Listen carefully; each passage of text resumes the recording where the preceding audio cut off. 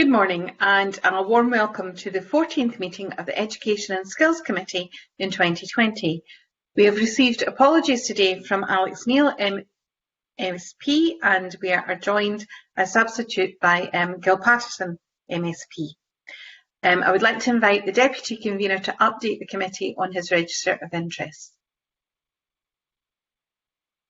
Thank you, Convener. I just wanted to update the committee, given that I am joining the Board of Trustees for the ADHD Foundation, which is a charity registered in England and Wales, which seeks to promote understanding of ADHD and is also a training provider regarding ADHD and other neurodevelopmental disorders. Thank you very much. Thank you, Mr. Johnson. We now move to agenda item 1, which is a decision to take item 6 in private. Does anyone object to taking item 6 in private? No, thank you, committee. We now move to agenda item 2, which is consideration of a negative instrument of subordinate legislation, the Police Act 1997 and the Protection of Vulnerable Groups Scotland Act 2007 fees, Coronavirus Regulations 2020, SSI 2020/163. Do members have any comments on this instrument? I don't see any indication that members want to contribute, so we'll move to agenda item 3, which is consideration of registration of independent schools, prescribed person, Coronavirus Scotland Amendment Regulations 2020, S5M-21829, which is a draft subordinate legislation that is subject to an affirmative procedure. An affirmative instrument has 2 agenda items. First, the committee will have an opportunity to ask questions of the Cabinet Secretary, and after that we will turn to agenda item 4, where there will be a debate on the motion.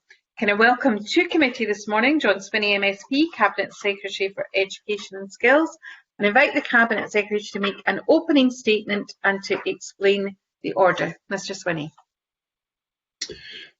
Thank you very much, Convener, and I welcome the opportunity this morning to address the committee in connection with the draft registration of independent schools, prescribed person, Coronavirus Scotland Amendment Regulations 2020. The registration of independent schools, prescribed person Scotland Regulations 2017 provide that from the 1st of October 2020, only a teacher who is registered with the General Teaching Council of Scotland can be appointed as a teacher in an independent school. We listened to views of the sector at the time of consulting on those regulations and extended the proposed transition period for those who had been in the system for some time from an initial 2-year period to 3 years. We believed this to be sufficient at the time, given the progress that had been made by the General Teaching Council for Scotland in identifying alternative routes to registration, including the introduction of provisional and conditional registration.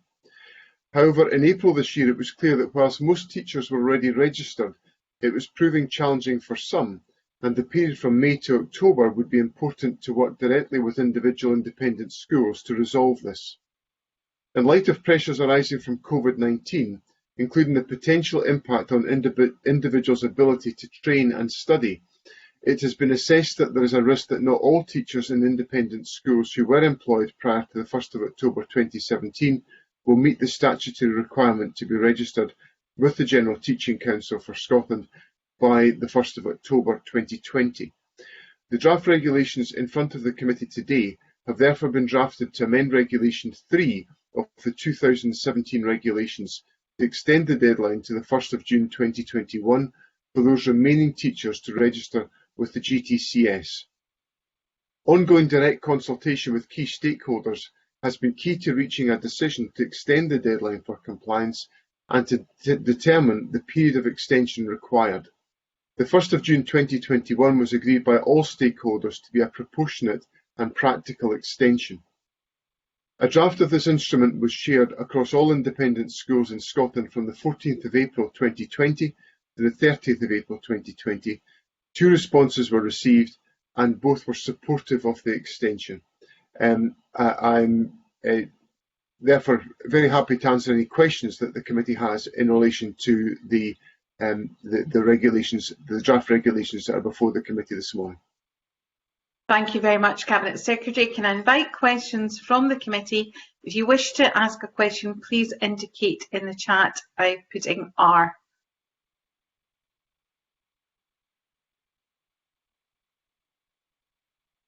I'm not seeing an indication from any members that they wish to ask a question, so we'll move to agenda item 4, and I would invite the Cabinet Secretary to move motion S5M 21829. I move the motion, Convener. Do any members wish to contribute to the debate? Please indicate in the chat by placing an R in the chat. Thank you. I'm not seeing any indication of committee members wishing to contribute to the debate, so the question is that motion S5M 21829 be agreed. Are we all agreed? Please indicate if you're not agreed in the chat.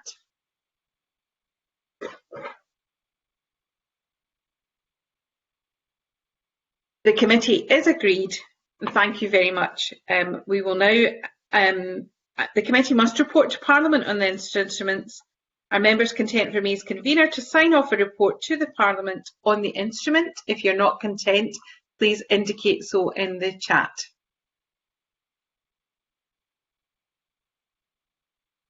Thank you very much. It appears we are agreed, and that means we can move to the next agenda item, which is agenda item 5, our investigation into school education and early learning in the context of COVID-19. And we are delighted that the Cabinet Secretary is here, and I would like to invite Mr Swinney to make an opening statement to the committee. Thank you, Convener, and I welcome the opportunity to discuss the important issues in relation to the delivery of school and ELC provision in the challenging circumstances that we face around COVID. On the 21st of May, the Government published the Strategic Framework for Reopening Schools and Early Learning and Childcare Provision in Scotland. The framework provides direction for the whole of Scotland to enable consistency and equity in a national approach for children and young people that is underpinned by local planning and delivery. Childminding services and fully outdoor nursery provision have been able to reopen as of the 3rd of June. Subject to scientific advice that it is safe to do so, other childcare settings will open in Phase 3, and our schools will reopen from the 11th of August. In preparation for this, teachers are returning to schools in June for planning purposes. The framework was developed in close collaboration with the Education Recovery Group, which includes our local authority partners, trade unions and parent representatives, with support from key partners across education and the childcare community. It takes account of the requirement to implement physical distancing and other age-appropriate health measures in education settings to control the risks of infection and transmission and to ensure they are safe places for learning. To complement this framework, we have also published a suite of supporting guidance to cover cross-cutting issues that local authorities and settings should consider when developing local arrangements. This provides further information on practical implementation measures, including transport to and from school, models of curriculum, wider support and wellbeing issues, including transition experiences, provision for those with additional support needs, and considerations for each of the early learning and childcare, primary and secondary sectors that are based upon scientific health advice and risk factors that are relevant to each age group. Guidance to support the safe reopening of wider childcare services during Phase 3, including age-appropriate public health measures, is being developed in partnership with the sector and will be published on the 15th of June. I am committed to working in partnership with the sector and recognise that there cannot be a one-size-fits-all approach to implementation across all childcare and education settings in Scotland. Local authority flexibility within clear and consistent national guidelines will provide an essential balance between equity and pragmatism. The pandemic has meant that the 2020 exam diet did not go ahead, but the certification model that the SQA has developed and is delivering will allow the hard work of learners to be recognised and qualifications awarded in August. Preparations have already started for the 2021 examination diet, and any ongoing impacts on this of the coronavirus outbreak will be considered further by the Education Recovery Group. The Scottish Qualifications Authority will provide further advice to schools to ensure that appropriate arrangements are in place, capture the learning outcomes met by young people in the senior phase in the school year 2020-21. The impact of lockdown has been significant on our most vulnerable children. Local authorities have the discretion to increase the numbers of children attending critical childcare provision, including hubs, and particularly for those children who would benefit most from early direct contact with education and care staff. There will also be a focus on supporting children at key transition points, which may include some in-school experience in late June. To ensure ongoing provision for vulnerable children and the children of key workers, critical childcare will continue throughout June and the summer break. Lockdown is having a disproportionate impact on children from disadvantaged backgrounds and on progress made in closing the attainment gap.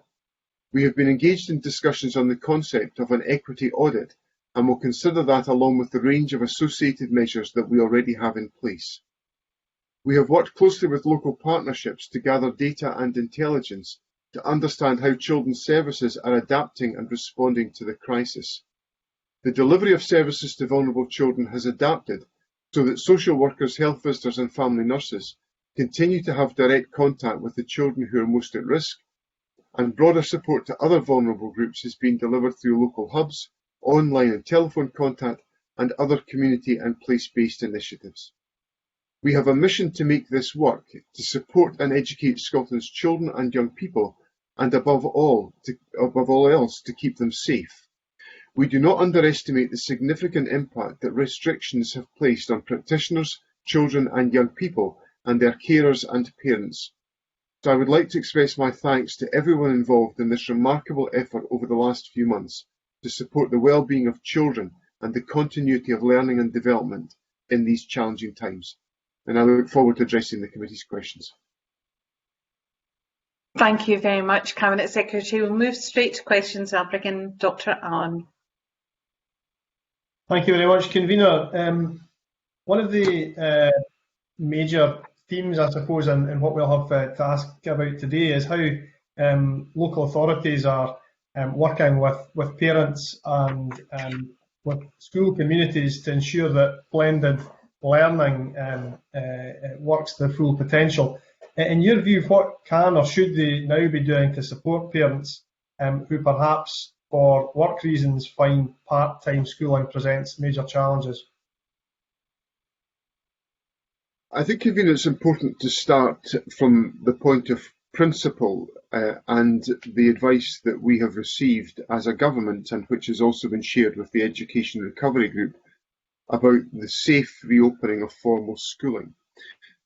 Because essentially that advice that has come to us, the public health advice, indicates that when formal schooling is safe to reopen, which we believe will be the case in August, there will still be the requirement to observe the constraints that are applied by physical distancing and a variety of other elements of advice. But physical distancing is the principal issue that affects the delivery of formal schooling.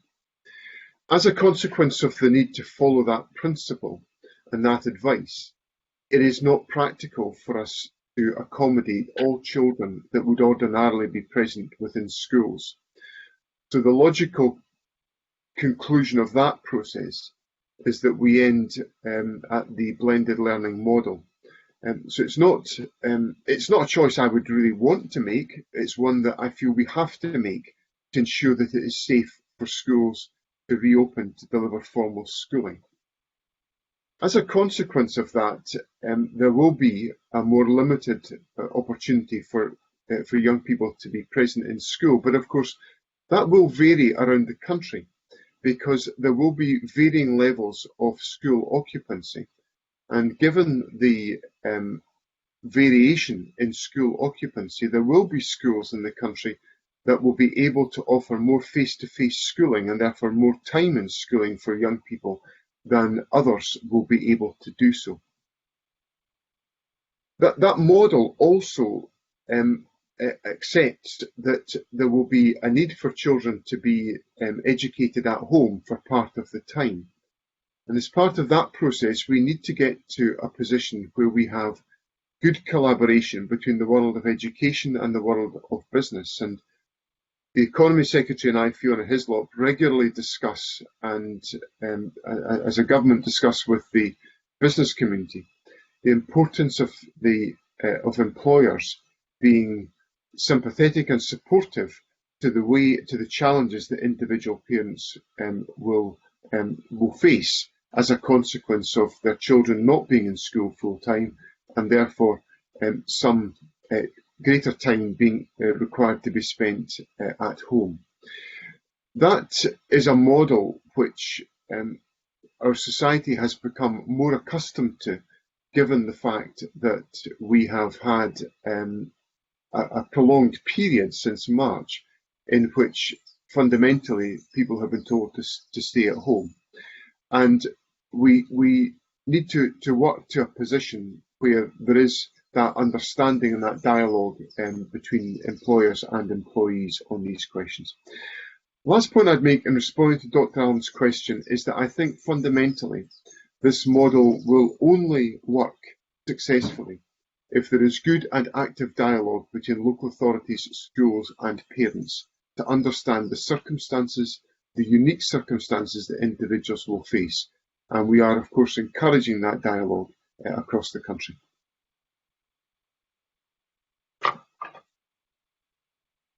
Thank you.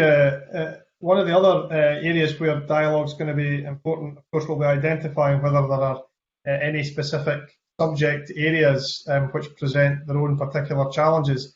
And perhaps you can anticipate me asking this one, but one of those areas may be Gaelic medium education pupils whose parents don't necessarily speak Gaelic. But I mentioned that one, but there are many other subject areas where I'm sure dialogue is necessary, and I'm keen to know what's being done to try and bring parents in on some of these conversations around the country, to your knowledge. The first thing I would say is that I have been anxious to make sure that we heard the voice of parents actively during this process, and the chair of the National Parent Forum for Scotland has been a member of the Education Recovery Group to give voice to those issues within the group. In addition to that, I took part in a question and answer discussion with representatives of the parental community around the country just last weekend, and I have further engagement that is planned in due course. Dr. Allen is absolutely correct that there must be active dialogue with the parental community at all times to build confidence around this model. And there are two specific points I would make in relation to the issues that have been raised. Firstly, on Gaelic medium education, I understand the significance of the challenge that is posed for the encouragement and the support of pupils who have been educated in Gaelic medium education to receive that support and experience, particularly if they are living in a household which is not a Gaelic speaking household. The parents are not Gaelic speaking. So we're looking actively at how we can take forward a model which enables us to sustain the critical characteristic of the immersive experience, which is the beauty and the strength of Gaelic medium education, and which is so critical to the successful acquisition of the language by learners. So we're actively looking at that question just now to find out how within this model we can enable that to be taken forward, and there is very focused work going on within government on that question. In relation to the wider question about access to subjects, there is active work underway just now which has been piloted in the north of Scotland, and which I am now increasingly confident will be rolled out, well, not confident, actually certain will be rolled out across the rest of the country, which actually involves a venture in Dr. Allen's constituency, which is the eSchool. And the eSchool was a concept created by Corrigan and Eileen Share to essentially assist in the delivery of a broad curriculum across the 4 secondary schools in the Western Isles, which of course are not in close proximity to each other. And some of the challenges about delivery over such a wide geography of schools that are over 100 miles apart, separated by land and water, meant that a digital-based education service was developed, which was supported financially by the government some time ago. That has developed and over time has been increasingly delivering education remotely to a range of centres around the country. Education Scotland are now working closely with Corryonyn Share and eSchool to make sure that there is the availability of a broad range of lessons and learning opportunities to support the delivery of education around the country and to reinforce the face-to-face formal schooling that will be undertaken by teachers once schools resume in August. So there is very active support going to be in place to make sure that the breadth of the curriculum, the breadth and depth of the curriculum can be successfully delivered across the country. And as I said, that work is being piloted just now in the Northern Alliance in the north of Scotland. It is being delivered successfully, and I'm now confident that can be deployed across a wider geography in Scotland. Thank you. Thank Dr. Allen? Finally, Convener, thank you. Can I ask Cabinet Secretary a question which I'm sure others in the committee will want to talk about too, but that's about the 2021 exam diet, and as much as we can see into the future, what your thoughts are about planning ahead of that exam diet, both in terms of when there might be a decision that would have to be made about whether we're talking about traditional exams, and also about the kind of interventions that will be necessary for next year's cohort of pupils to make sure that their education, they get the most they can out of it in the next year. Convener, there are a number of elements to that question. The first is to confirm, as the Education Recovery Group confirmed in the strategic framework, that planning for the 2021 exam diet is proceeding as we speak, for there to be the delivery of the traditional examination diet in the spring. The second point is to say that the SQA has already indicated to schools, and will follow this up with further guidance, about the importance of collecting information and evidence that can support the judgments about the achievement of young people on an ongoing basis during the next school year. And that is important should we find ourselves in the position that we cannot successfully deliver an exam diet in the spring of 2021. So although we are planning for an exam diet, I cannot say with absolute certainty that it will be able to take place. So we are asking schools to gather evidence on an ongoing basis to support judgments that may well be made or may require to be made in the spring of 2021. And the third element is to say that it is important that young people in the senior phase have an appropriate and adequate learning experience in the various subjects that they take forward. So the point I made in my previous answer to Dr. Allen in relation to the work that will be taken forward by essentially the combination of formal schooling and the delivery of supplementary educational input through the medium of eSchool will be significant in ensuring that young people have an adequate breadth and depth of education within individual courses to enable them to perform effectively in an examination diet if that takes place in the spring of 2021. So that combination of providing guidance to the system about the importance of gathering evidence and the importance of delivering resources and lessons and interventions that support the delivery of the breadth and depth of the curriculum are important contributions to ensuring young people are given every opportunity to have recognition of their achievements made in the spring of 2021 in national qualifications. Thank you, Convener.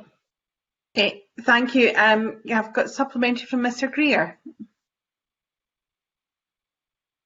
Yes, thank you, Convener. Just a brief supplementary on this question of the 2021 exam diet. Could the Cabinet Secretary confirm if an equality impact assessment is being conducted now on the decision to start the school term on an understanding of exams being the conclusion of it in the spring of next year? We are, as I said in my opening remarks, we are undertaking consideration of the whole approach to how we consider the issues of an equity audit within our system. We are embarking on the school year based on the scientific advice that is available to us. It provides us with essentially no alternative to the route that we are taking. But we have to be mindful and give consideration to all questions of equity and equalities as we make our judgments through the year. Thank you. Can we move to questions from Mr. Green? Thank you. Thank you, Convener. Today I've got questions on schools and also early years. I'll leave it to your discretion if you want me to ask them all at the same time. I'm happy to come back in later if it's easier for the flow of the conversation.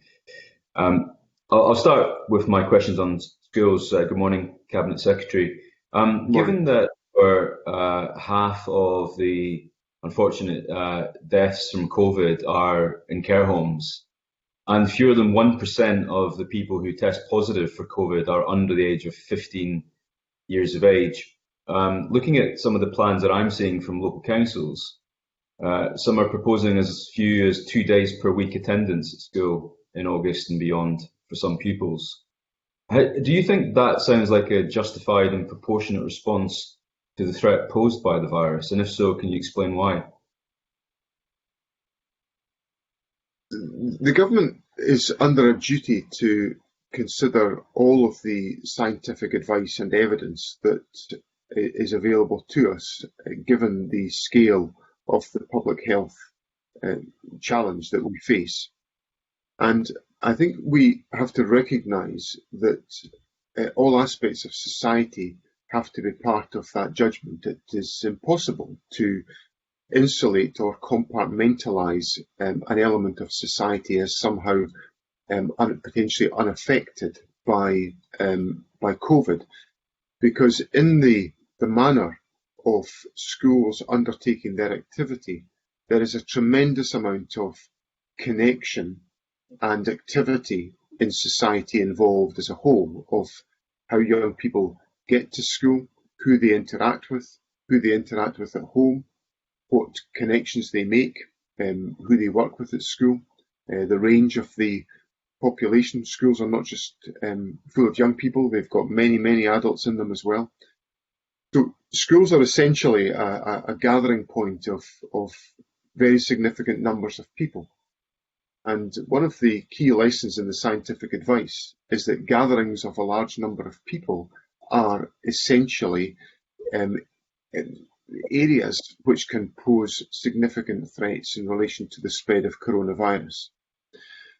So when we look at the scientific advice says to us that we should be maintaining the principle of physical distancing, and on the advice that we have available to us, that is at 2 meters of physical distancing, along with the other elements of the hygiene arrangements with which Mr. Green will be very familiar.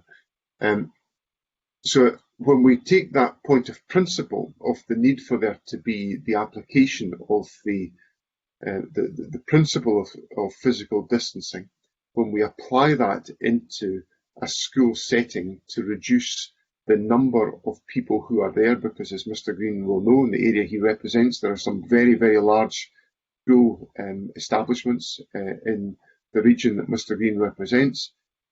There is therefore the need for us to reduce the number of pupils that are able to be in schools. So therefore, the judgments that have been made, I think, reflect that. Now, we have to be careful here, because what I do accept is that there is a question of proportionate judgment. And I would like to see the level of schooling as close to 50% as I possibly can get it. That would be my ideal situation. I accept in some circumstances that will not be possible.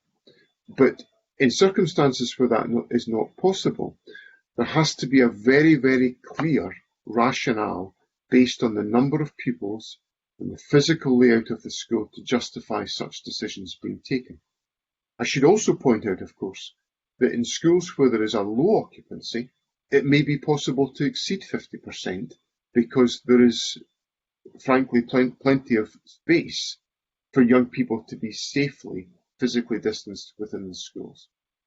So I accept that there is a need for there to be a proportionate judgment applied, and I would like to see that proportionate judgment applied as close to 50% as it possibly can be. Thank you, Cabinet Secretary. I guess the question is why is your ambition 50%, not 100%? Because the reality is people are watching their television screens, and you mentioned in your last answer that gatherings of large amounts of people are effectively hotbeds of transmission. We're watching the screen, seeing people fill our parks and squares at the weekend in various protestations, and there may be more of that to come, and questioning why that's okay and allowed, but their children can't go to school full time. I had an email this morning from a parent that said that educating my son on a part-time basis is wholly inadequate. He will not garner any real depth or critique of his subjects in preparation for future development. Surely it's not beyond the wit of government to enable full-time education at some point. And my question is, what is the science telling you, Cabinet Secretary? Is it saying that 50% is the maximum because of the 2 metre rule? If there were changes to the 2 metre rule, how much more capacity would you get in a classroom, for example? And why is 50% the glass ceiling that we've created?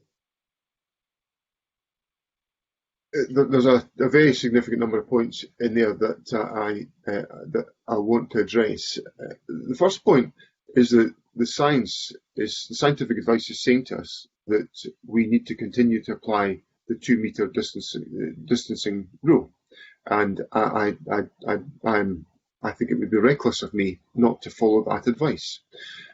If that advice changes, then of course more pupils can be occupied and accommodated within schools. Of course they can be. But if the scientific advice says at this stage that the 2 metre rule should be applied, then I don't feel in any position to ignore that advice. I think I would be playing with the public health of individuals, and I'm not. Is that your own scientific advice, or are you given a range of advice and then you make a choice out of the advice that you're given? That's the scientific advice that the Scottish Government has from the advisory group that we have established, which is informed by the work of SAGE, by SPI-M, and by a variety of very experienced epidemiologists who are advising the Scottish Government. So that is the advice that we have available to us, and I certainly feel the right thing to do is to follow that advice. The second point is in relation to the volume of learning. I've indicated that the formal schooling, the formal attendance at school would, in my view, be we should be aiming to get that to 50%. But there is, of course, the support for learning at home, which I went through in my earlier answer to Dr. Allen, which will be extensive and will also be supported by teachers. So it's going to be part-time learning in school, but there will be part-time learning at home as well to supplement that activity. And that's the way in which we navigate our way through the scientific advice and guarantee that comprehensive education is available for young people. And finally, there is the question of the difference in scenario that Mr. Green puts to me. Mr. Green talked about people gathering in public parks and outdoors. And of course, these are fundamentally different settings to schools. Schools are, in large measure, young people spend time indoors. We know that the indoor risks, the indoor transmission risks of COVID are significantly higher than outdoors. That is why in the general phasing advice the government has put out to our country, we have allowed and enabled outdoor meetings between individuals in small numbers, whereas we have made no provision for indoor meetings with people from other households because of the risk of transmission. So the indoor-outdoor element is a significant differentiating factor between the circumstances that can be accommodated in resuming formal schooling in Scotland. Okay. The issue with schools only going back part-time is not just the effect that it has on a child's education, which I think some people accept, that if it was for a few months, which it has been given the crisis that we're all facing, is acceptable. But if it's long-term, then it's going to have a profound effect on their education. I know you share that view, but it really poses an issue for parents who are simply unable to go back to work as a result of that decision.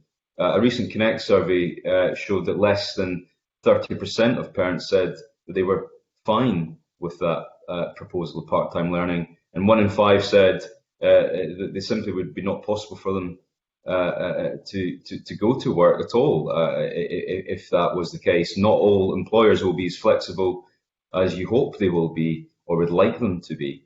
So there is another consequence of part-time learning, and that's the effect it's going to have on our economy when parents aren't able to go to work if their child is only at school for 2 days a week, which to me doesn't sound acceptable. The first thing I'd say, Convener, is that I don't want the blended learning model to go on for a minute longer than is required. So I do not want this to be a long-term educational model for Scotland. I don't think it's the best educational model, but it's the best educational model in the circumstances that we face, because I cannot ignore the public health advice and issues that we face. Mr. Green raises an absolutely legitimate issue about the position of parents who are working parents and who will need to think about the support for children when they're at home, which is why the phasing approach of the government's route map is so crucial, and why we've tried to establish the connections within individual phases between different elements of the approach that we take. So the approach that we take, for example, for the resumption of schooling in August, is part of a phase where we are saying in the world of work that the default position should be to work from home if it is possible to do so. And that is the position that we are taking in our negotiations and discussions with employers, to encourage employers, as I recounted to Dr. Allen in my earlier answers, to take a supportive approach in relation to the way in which individuals and individual employees can be assisted to support their children at home, but then also to be able to make a contribution to their employment from working at home, which of course many people have had to do in the course of in the period since lockdown in March. So the idea that somehow it's only schools that are doing things differently is wrong. The whole of our society has got to do things differently to accommodate the impact of COVID, and that extends into the world of work as well. Thank you, Convener. My other questions are on early years, so I'll maybe leave it there and come back in later if that's helpful. Yeah, that's very helpful. I've got a couple of supplementaries. Bring in Mr. Patterson first. Yes, thank you very much, Convener. Good morning, Cabinet Secretary. Good morning. I think that the questions raised by Jamie Green are the most crucial questions, in fact, in the matters that we're discussing. And I wondered that, since it looks as if the scientific evidence says that children themselves are less vulnerable, not immune, but they're less vulnerable. That's how it looks. But what does the evidence say about children themselves? Do they carry the virus? Do they transmit it to each other? And then is it possible if they do transmit it to each other, and if we eased matters in a school, what would happen when they return home? What evidence have we got of that? What is there any work on that so we know exactly what that cohort of individuals do within the larger population? Kavir, the evidence about COVID is still growing, and the research process continues to understand the effect of COVID and its transmission. And so it's by no means have we reached a definitive point on that question. And the issue about transmission amongst children and young people is one of those material issues that are being explored. Now, we've set out the scientific advice that we had. I arranged for the Education Recovery Group to be briefed on the questions of science by Professor Andrew Morris on behalf of the advisory group. And we've published the material which has informed our decision making on the scientific information. But what we know so far is that children are, at their youngest age, the least likely to be affected by COVID, but it becomes more significant the older children and young people become. And there is therefore, but what we don't know is the extent, definitively, is the extent to which those children and young people are in any way transmitting the virus, despite the fact that they appear to be pretty much unaffected by having the virus.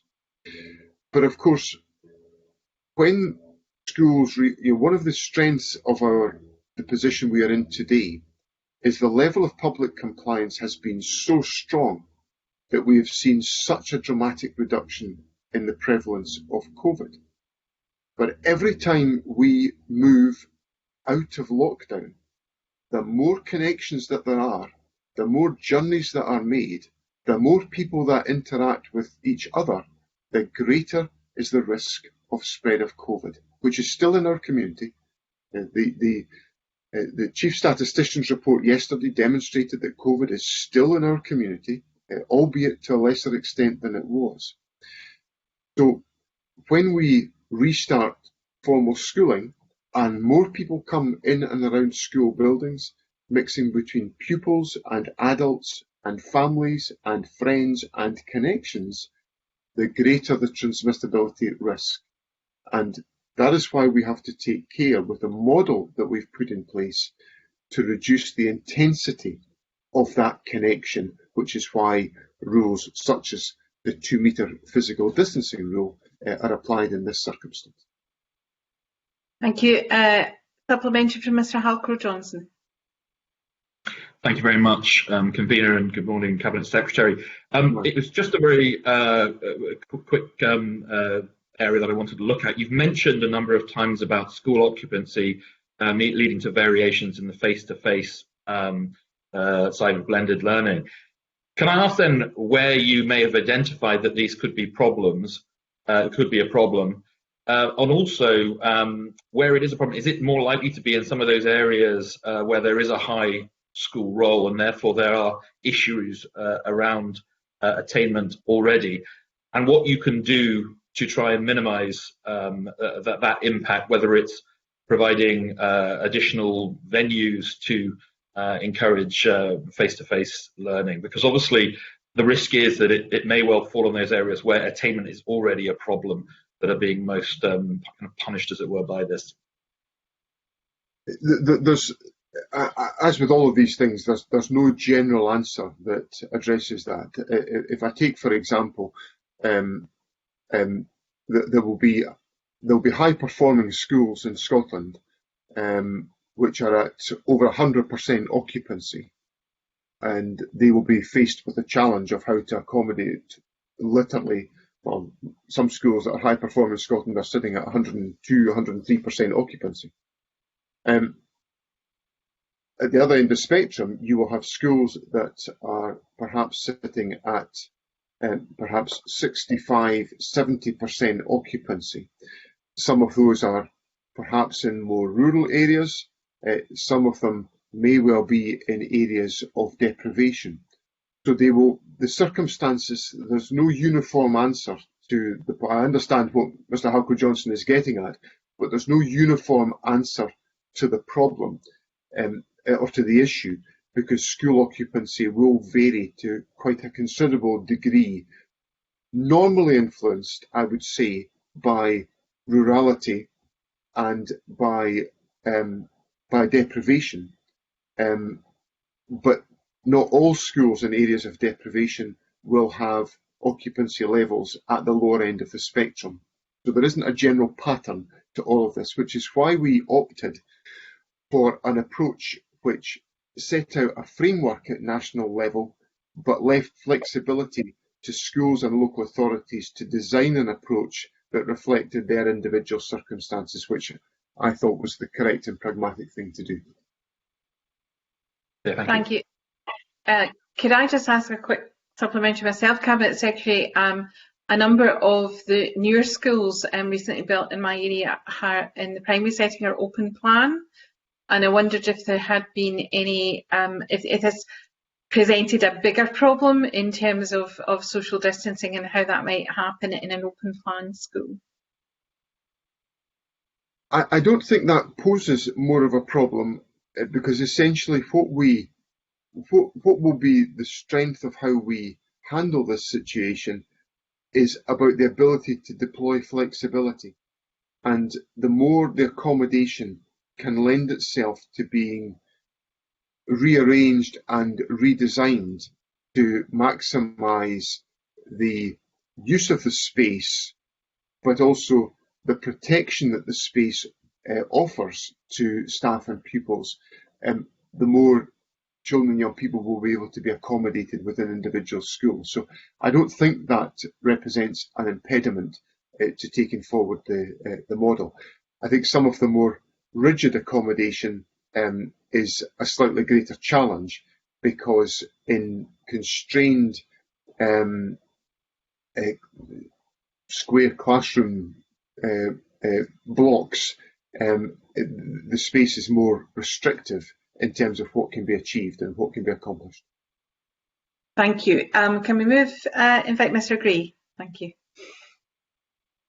Thank you very much, Convener. Good morning, Cabinet Secretary. In your opening remarks, you talked about the disproportionate impact of the closure of schools on disadvantaged pupils, and your expectation, I think, widely shared, that this will have increased the attainment gap, and I think that's right. You said that you were considering an equity audit to try and measure what had happened there. Now, last week in committee we heard from the EIS and School Leaders Scotland, and they were both absolutely clear about the necessity and the urgency of such an equity audit. So my question is simply, why can't you commit today to hold that equity audit rather than just say you're considering it? I took part in some really fascinating discussions and very helpful discussions with Larry Flanagan of the EIS and a virtual international summit of the teaching profession, which took place probably a couple of weeks ago. And it was an opportunity for us to hear international experience and international thinking from Education International, which is the gathering of educational trade unions around the world, and the OECD on some of the thinking around how to deal with the implications of COVID. And one of the issues that was raised there was the concept of the equity audit. And I think there is very significant merit in such an approach. I think it would align very closely with the work that the government has been committed to doing for the duration of this parliamentary term in relation to closing the poverty-related attainment gap. So I'm very sympathetic to the concept and exploring exactly how best to take forward that concept, having listened carefully to the thinking and the experience of the that we heard at the International Summit of the Teaching Profession. Well, that seems to me to be a compelling case for deciding to go ahead with it. I mean, time is not on our side here with only a couple of months until schools return. But once schools do return, there's also concerns, of course, about the blended learning model, and you've explained the reasons for that already. Concerns that that blended learning model will also exacerbate the poverty-related attainment gap because of the significant element of homeschooling still in place. Earlier this week, or maybe last week, I can't remember for sure, you announced that this year you would not be asking schools to gather ACEL information on the achievement of curriculum for excellence levels. If that's the case, then when schools do return, how will you be able to track progress or otherwise on that poverty-related attainment gap? We will expect schools to continue to follow, and this is at the heart of the strategic framework, the agenda of the pursuit of equity and excellence. So the policy agenda of the government in this respect will remain absolutely clear in this respect. And the education system, it's one of the strengths of our position today, is the education system is wholly bound in to the agenda of delivering equity and excellence. But how are you going to measure that? Well, I'll come on to that. And one of the contributory factors to all of that is the confirmation that I have given about the resources that will be available to schools and to local authorities to support the activity to close the poverty-related attainment gap. And I've given that certainty of funding to enable schools to plan on that basis to ensure that the practical interventions that are made will be successfully delivered for children and young people to make an impact on the closure of the gap. Now, on the question of the collection of curriculum for excellence levels data, I made the judgment after consultation with local authorities and also with the teaching trade unions that given the priority to focus on delivery of learning and teaching for children and young people in Scotland, it would be an extra burden for me to ask for a census date on June the 8th, for that data to be collected, particularly given the fact that teachers had not been in a formal schooling environment with children and young people for the best part of 2 months.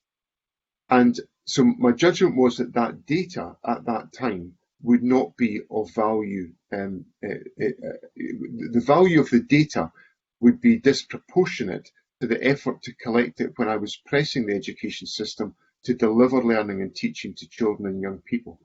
So we will resume the collection of that data in the spring of 2021.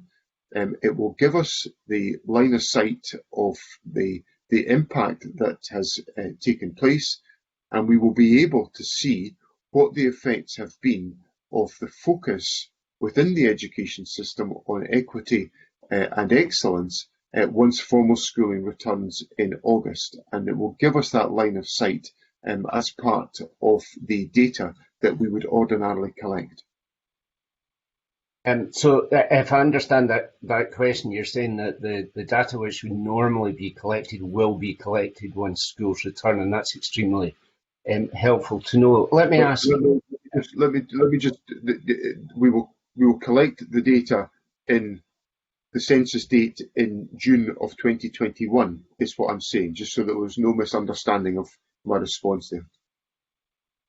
Yeah, and I take that to be a look back at the impact of schooling from August through to spring. Let me ask a question about the resources. You mentioned there the resources which the government have allocated to the purpose of reducing the attainment gap.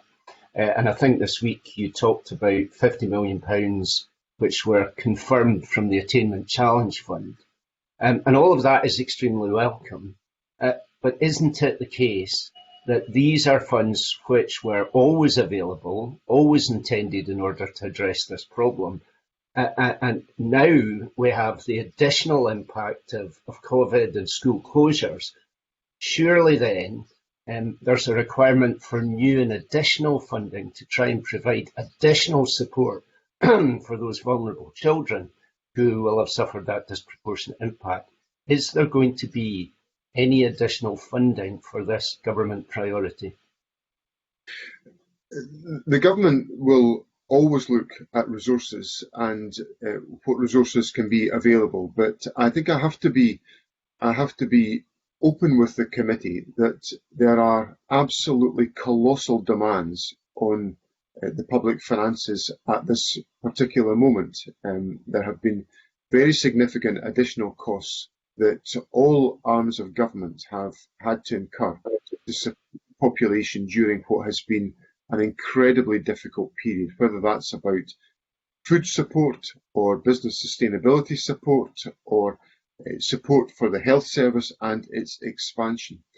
Now, we will, of course, look at whether there are opportunities to deploy further resources, but what I think was important and what I've set out this week is the certainty to the education system of the opportunities of the resources that will be available, the ability to plan the resources that will be put in place to assist in closing the attainment gap. And of course, we have made further announcements in relation to resources that will be available to support the closure of the digital divide for children involved in education who won't ordinarily have access to such technology. So there are new resources being put in, but I have to set that within the context of the challenges the government faces right across the board in relation to the financial effect of COVID and the necessity of making sure that we meet a whole range of different demands across all the sectors of Scottish society to ensure that our country is able to navigate its way through these challenging times. I mean, I think we do all appreciate the challenges that are faced by government and society generally, but it has always been the case, and you reaffirmed this morning, Mr. Swinney, that education is a priority for the Scottish Government. And so when it comes to looking at how resources can be deployed, surely this is a top priority for additional resources. You've made the case this morning why blended learning has to be the way that we return to schooling and so on. You've acknowledged that there'll be a significant impact on the poverty-related attainment gap. And you made the case, I think, very well earlier on that everybody has to play their part in making this work. Business employers, they have to take consideration and play their part in flexibility to allow parents to cope with flexible learning. But surely, generally, the role of government in delivering this priority has to be to somehow find additional resources for local authorities to deliver what is going to be a far more expensive way of teaching our young people, and additional resources to try and mitigate those additional effects on the most disadvantaged pupils. Surely there must be additional resources come into local government and to schools in order to make all this work. Well, we have, of course, delivered additional resources to local government in the recent past. Local government has had in excess of £300 million of new additional resources from the government to support its efforts. And of course, it's free to local authorities to make that resource available to education to support the objectives that we all share. In addition to that, we made clear in the Education Recovery Group report that the government and local authorities would discuss specifically the financial implications of the blended learning model, and we will have those discussions when we identify what the real impact will be. And of course, the government itself has put additional resources in, as I explained in my last answer, through the support for digital provision to make sure that we work with local authorities in addressing where young people who do not have ready access to devices and to internet connectivity can be given that support to enable them to be fully able to participate in the education to which they are entitled. Very much. Thank you. Can I invite Ms. Wishart? Thank you, Convener. Good morning, colleagues, and good morning, Cabinet Secretary. I'd like to go back to the childcare issue. I know it's been touched on already, but I think it's such an important issue. And I have previously asked about what options would be available to parents who can't work from home. The EIS survey tell us that there's a third of teachers who have childcare responsibilities, and come August we know that teachers will be back at school full-time, Monday to Friday, while their children aren't. So how are teachers with childcare responsibilities going to be able to be helped through this situation? In that context, teachers will be defined as key workers, and there will be a requirement to provide the childcare support that will meet the needs of key workers. But there will obviously have to be cooperation and dialogue between local authorities and their staff, because local authorities themselves are employers in this respect, to enable these issues to be satisfactorily resolved. And like others, parents have been contacting me about what they're supposed to do. We're seeing tourism hopefully restarting on the 15th of July, so it's obviously an urgent issue. But what happens if you're a sole trader or you own a shop and your child is learning at home a few days a week and it's not possible to do what, to work from home? And families are facing big dilemmas. They're trying to plan for the future. So, and this touches on what Ian Gray was raising too, about further provision that might be available during the period of blended learning. So I wonder if you could expand a bit more on that, and who would pick up any cost? Well, I think there's a deeper question in here that I think is important to explore, which is that although we are taking gradual steps to open up activity within our society, we will not be in the period when schools return in August in a position where life in every respect has gone back to normal, because it will not. There will still be restrictions in place at that time. There will be restrictions on what people will be able to do. That is all set out in the government's route map document. So there will need to be an adjustment. That's why I gave my response as I did to Jamie Green earlier on.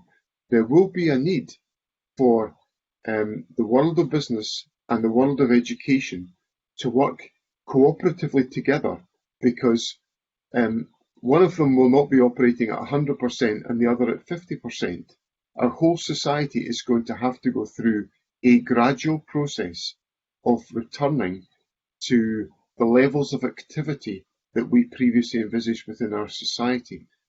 So there will be a very gradual, phased process that we are involved in to ensure that we do not do anything as a country that intensifies activity to an extent that we refuel coronavirus, which would be a disastrous outcome. That's why the government is treading with such caution. We want to avoid at all possible costs the resurgence of coronavirus later on this year, because if it reappears later this year in significant magnitude, we will have very deep economic and social problems as a country. And that's why the government is operating with such care and caution to avoid that situation happening. So there'll be a very gradual and phased return to activity in the course of the next few months. Thank you for that answer. That was going to be my next bit, was about if there was a second wave. Can I just then finally ask on a different subject, can I ask why no young people or any young people representatives are on the Education Recovery Group?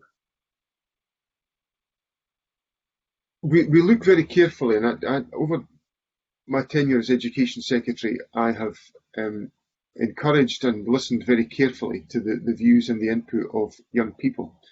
One of the challenges that we faced on this work was the requirement to move with urgency, and also to essentially establish a strategic framework about how we would take matters forward, recognising that there had to be space for very extensive local dialogue about how arrangements were put in place at local level, where I would expect very detailed discussions with young people to be taking place as to how the approaches were taken forward.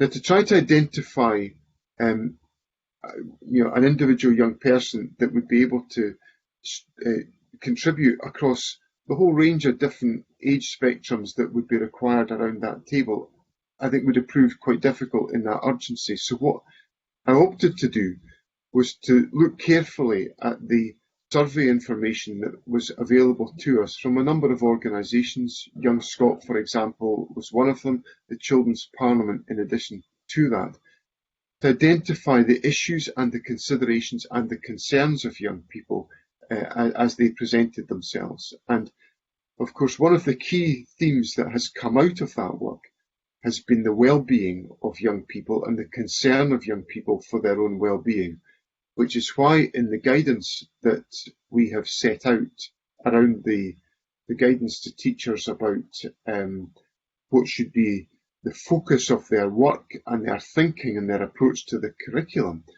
has been the importance of recognising that support for the well-being of young people, and particularly the mental well-being of young people, given the extensive amount of trauma that is likely to have been experienced by young people during this period, is the central consideration of how our education system should be looking to restart its formal activity. So that was the rationale for how we heard the views and the concerns and the aspirations of young people, and I would expect the local dialogue to give every opportunity for children and young people to influence the way in which arrangements are designed at local level, which I'm certain will be undertaken at school level. Thank you. Yeah, quick thank you, Ms. Whitchett. A quick supplementary from Mr. Greer. Thank you, Convener. Cabinet Secretary, I lodged a written question with you on this point of young people's consultation, and in reply to that, you did mention the use of the survey from Young Scot. It was slightly strange, and it seemed to indicate, in response to a question about consulting with young people, that the fact the National Parent Forum of Scotland's on the Education Recovery Group somehow covered that base. And I would suggest that consulting with young people is distinctly different from speaking to their parents. And I hear what you're saying about local consultation, but a lot of this is matters of national policies. The question is, how are you personally hearing from young people on this? It's quite different to read the results of a survey that another organisation has conducted, but how are you and the Scottish Government listening directly to the concerns of young people? Because there's no evidence of that so far.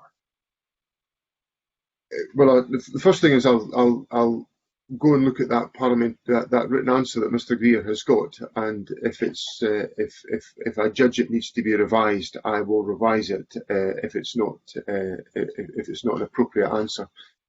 In relation to the views of young people, obviously I spend a vast amount of my time ordinarily in the company of young people, listening to their views and their aspirations. Indeed, over the course of the COVID emergency, I've had some, albeit much more limited, opportunities to hear the views of young people directly over the course of the COVID emergency. What the government has tried to do through the various channels of communication that we have is to listen to the views that young people express. We've used the channel of communication through Young Scot to hear those views to make sure that we can best reflect those in the priorities that we take forward. And obviously we have a number of channels of dialogue through the Learner Panel, for example, where we have heard the views of young people, and will continue to listen to those views in the period going forward. Thank you. Can I invite Ms. Ross? Thank you, Convener. Good morning, Deputy First Minister. I've been speaking to quite a few parents about the blended learning proposal, and to be completely honest, a lot of parents are absolutely dreading it. They have been struggling already through the weeks that have passed. So can I ask what support could and should be given to parents who are struggling with the home learning side, and to be given emotional support rather than punishing the children for non-attendance, because obviously that has, and you spoke about the mental health aspect of it as well, that has knock-on effects to how they learn. We've tried, Convener, to take an approach in our headline messaging, which has roughly been to say to parents to try to avoid thinking that they have got to essentially assume the role of a teacher as part of this home learning model. We've expressly encouraged parents not to think that they've got to create a classroom experience in the house and to essentially recreate what a young person would experience within the classroom on a daily basis at home. And that's been really for two reasons. One, to recognise that this is a disruptive period for everybody, and and a very stressful period for everybody. And if we add on to that natural stress that people are experiencing with all the worries that families have about the circumstances they face, if we add on to that the obligation that, you've got to follow the routine of the school all the way through the day, we'll just simply exacerbate those stressful experiences. And the second reason is that we have to acknowledge that there is a certain amount of contribution that all parents can make to this process, but it can't fully replicate the school experience. So if, for example, the committee was to look at the work that we've undertaken through Parent Club, for example, which is the reference point to which we encourage all parents to look to for guidance and advice, there is very supportive and very sympathetic explanations given there about the way in which parents should try to consider the period that we have faced and which we are going to continue to face. So it's an attempt to try to give out a message which is saying to parents, don't feel as if you've got to recreate that school environment. Now, in addition to that, there are resources available through Education Scotland. The Scotland Learns material is available on the Education Scotland website, which is there to provide specific educational materials to parents should they wish to do that on a regular basis. So if there's an issue that with school support to a child, there is another place that parents can go to which is reliable, which is the Education Scotland website and Scotland Learns, which can provide that material. I was interested in the most recent Connect survey about parental attitudes about the support that they have received to deliver education. And interestingly, from the last survey to this one, there was an increase in parental confidence and satisfaction with the level of support they're receiving from 64% to 77%, and only 8% of parents said that they didn't feel it had been adequate. Now, 8% is too high, but I take some encouragement from the improving position that comes out of the Connect survey that was published. Okay, Ms. Ross? Thank you. Thanks, Convener. I want to go back to the line of questioning that Ian Gray was pursuing about school finances, and particularly the Pupil Equity Fund. Now, we know that schools have been given, there's been a relaxation of the guidance for pupil equity funding, and I just wondered if you could give us an overview of how schools could possibly be using that funding to their advantage during this crisis. The crucial point to make here, Convener, is that pupil equity funding is funding that is available for the decision making of schools. So whatever schools whatever happens about flexibility, that flexibility has to be exercised by the school.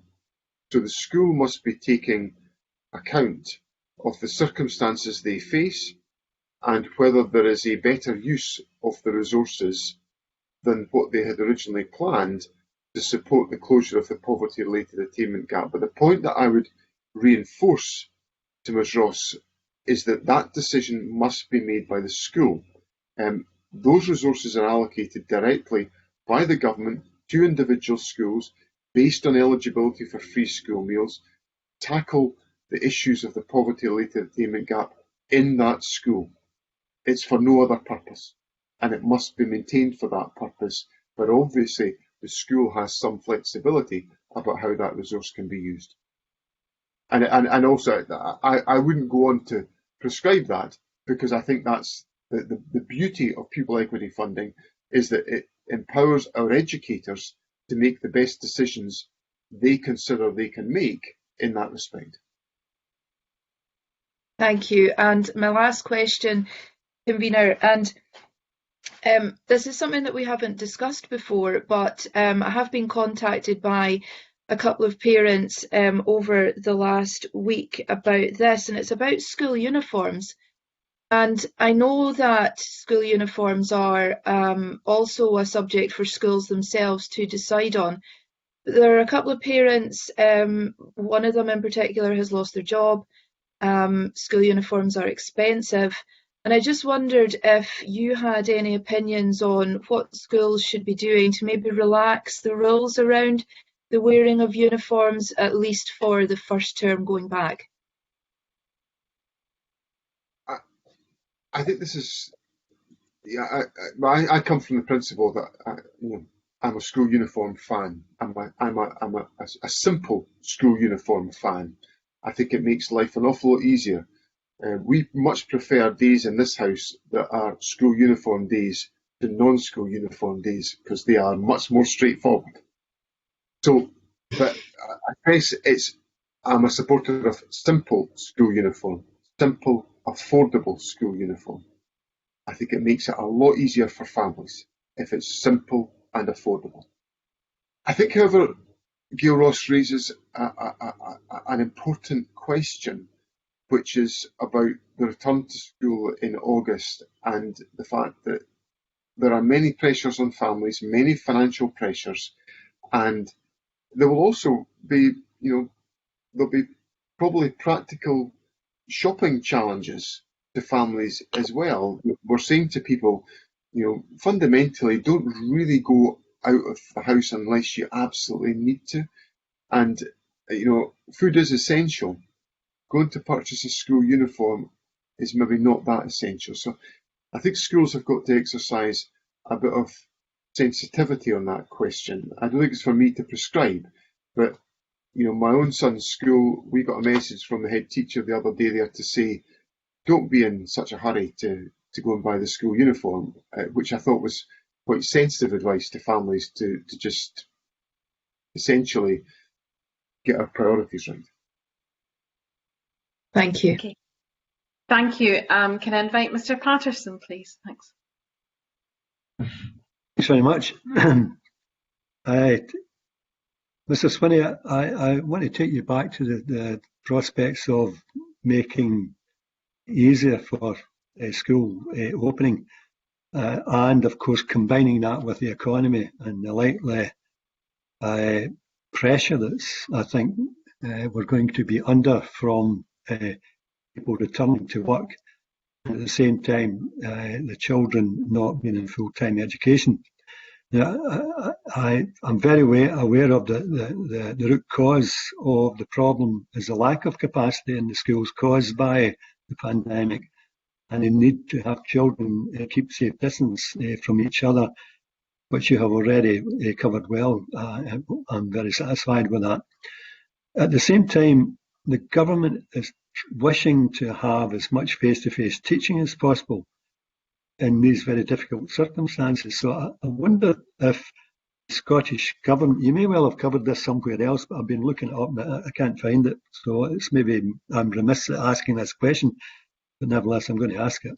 Has the Scottish Government considered utilising libraries, public halls, scout halls, churches, etc., which would ease the capacity issue, and perhaps using in these facilities big screens where a teacher would conduct the lesson in person but on the big screen, and possibly even amalgamate classes where you could have maybe 2 full classes, teach 2 classes at the same time. And if that was possible, it would overcome some of the broadband issues are bound to happen. They even happen on the forum that we use ourselves, which is very sophisticated and we're well attended by IP. So there's a lot of win-wins in this regard that would also help the teacher ratio. And of course, I think the cost of a big screen compared to equipping everyone with IT equipment is much more affordable. So I just wondered if this had been looked at, and forgive me if you have looked at this and you've answered it in some other forum. I haven't seen it.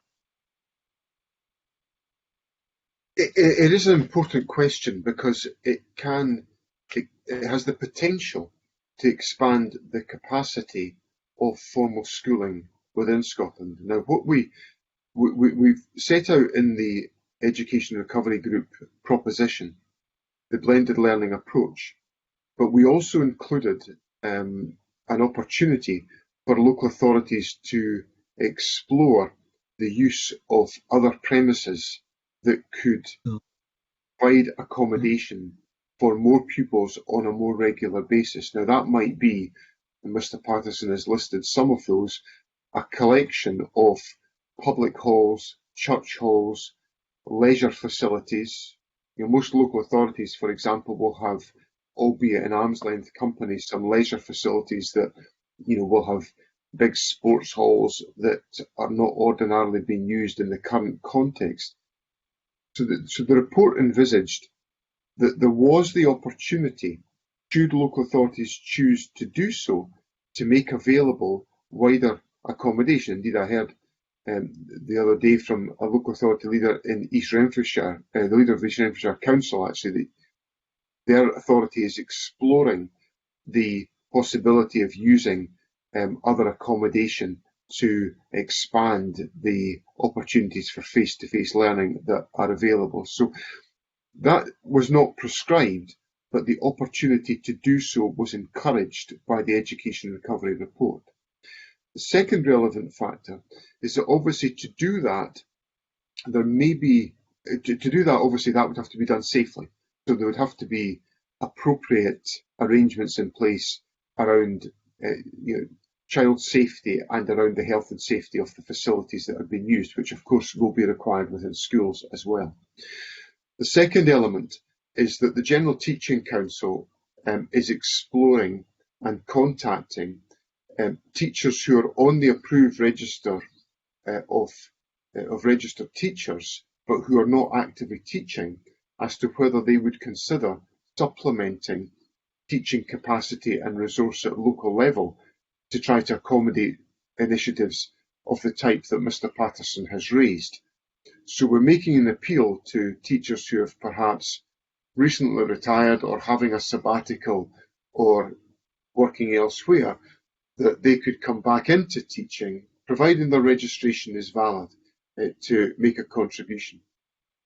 Then the third element, and this is where the sort of, if I may call it, the big screen strategy perhaps comes in, is my reference to the point that Dr. Allen raised with me at the start of the session, where I responded by talking about the eSchool, which is based in the Western Isles, but it is essentially lessons which are delivered by teachers and lecturers. They are broadcast live. They are also able to be recorded.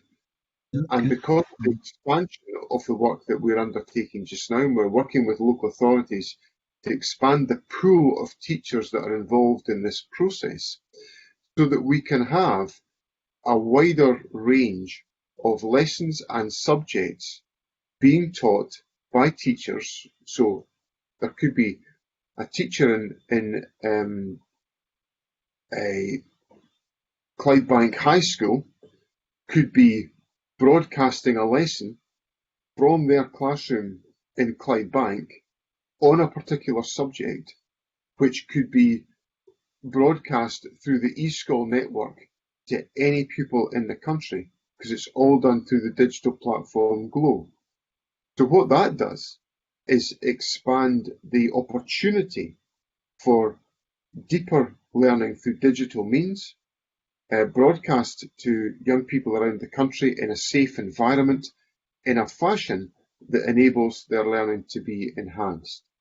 Now, Education Scotland is working very closely with eSchool to draw all of that work together so that we've got a much broader proposition available for children and young people to supplement the face-to-face learning. But that face-to-face learning may be able to be expanded by the use of non-school accommodation, and the government would welcome that. Following on for that, I'm very grateful for that answer and the progress that's been being made. And I wondered if there would, since some of the premises that I'm thinking about, and I know they're there and presently they're not being used, that they are big premises, public premises we're talking about, or maybe church premises. They are big so that they could accommodate more than one class, but perhaps a primary school, for instance, that it would be like a pea rattling in a drum. Would there be any objections to cooperation between two schools who maybe be primary 4 or 5 or whatever, that would the government or the EIS object in these circumstances to perhaps within that one room or hall, 2 classes being taught at the same time, maybe with classroom assistants or retired teachers coming in to assist the presenter who would be a teacher. Hopefully, in that situation, would be a teacher from one of the schools rather than coming from some other place. But have you got a view on that, Cabinet Secretary?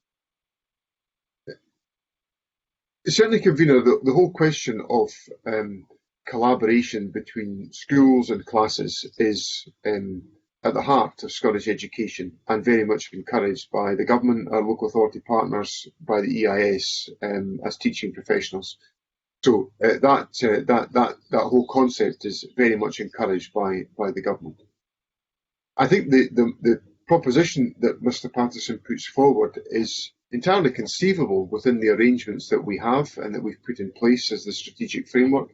There are a number of stipulations that there would have to be as part of that process.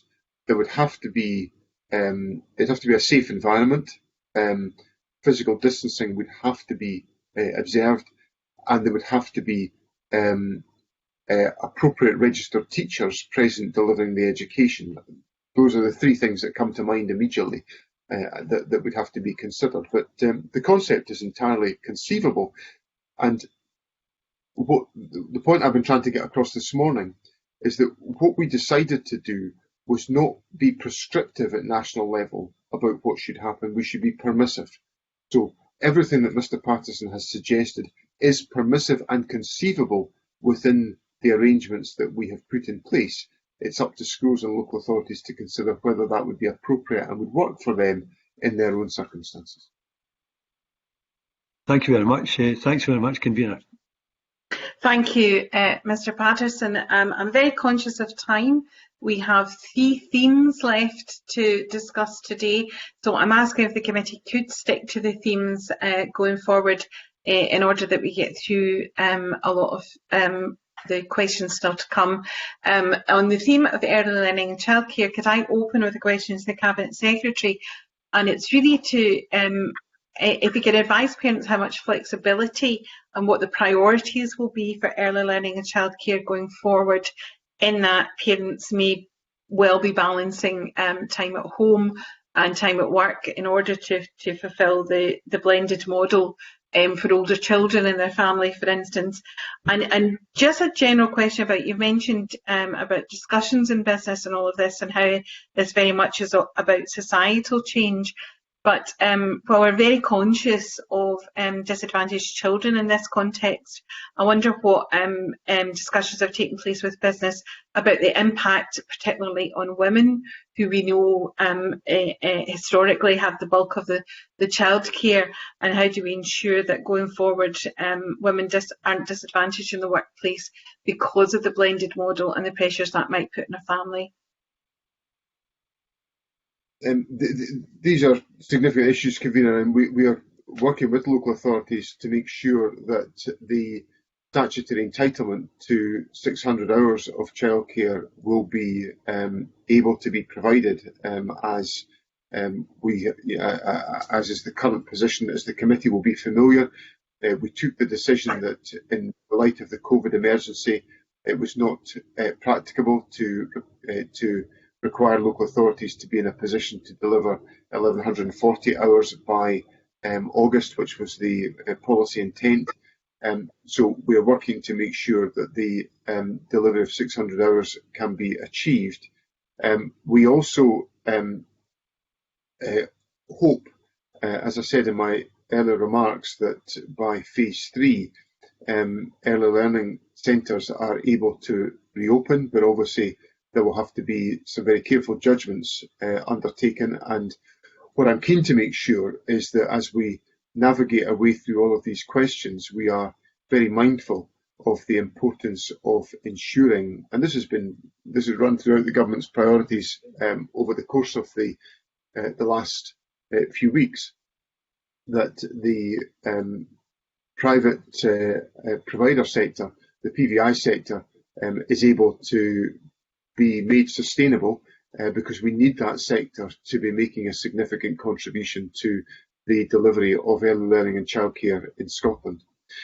And finally, Convener, obviously there are very significant impacts of the COVID emergency on different population groups, and I recognise the significance of the issue you raise in relation to the position of women within our society, particularly in relation to the delivery of childcare. And it's for those reasons that we are working so closely with local authorities to try to ensure that the early learning childcare opportunities are there for families to benefit from as early as it is safe to do so. Thank you. Can we move to questions for Mr. Green on this area of early learning?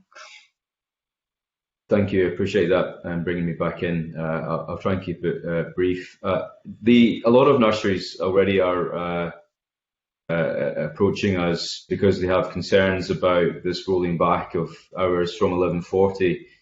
Some councils have gone to 600 already and reneged on promises they've made to nurseries. Others are trying to be fair to them to stick to 11:40.